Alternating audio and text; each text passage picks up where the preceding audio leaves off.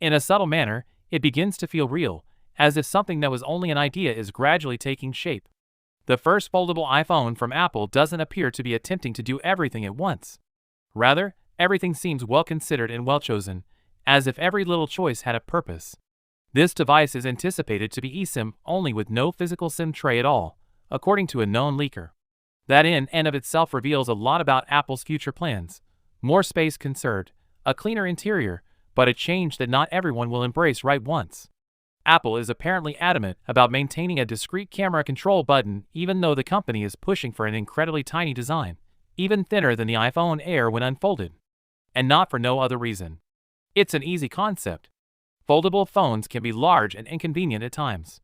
It can be a bit awkward to change settings or capture a moment, especially while using one hand. This button appears to alter that, according to Apple. It provides you with a tangible support system and a means of maintaining stability while maintaining control. Additionally, it appears that they were prepared to give up interior space in order to make it happen. That is not a minor choice. It's interesting to note that Apple's image team was also observed evaluating foldable phones from rival companies, such as Huawei, with a strong emphasis on zoom capability.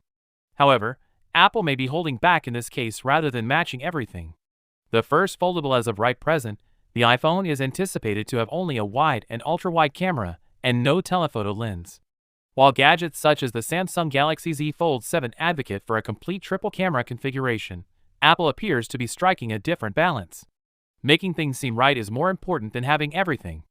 Additionally, there are early indications that production would be restricted in the beginning, roughly 10 million units, which implies Apple is being careful with its initial entry into this market.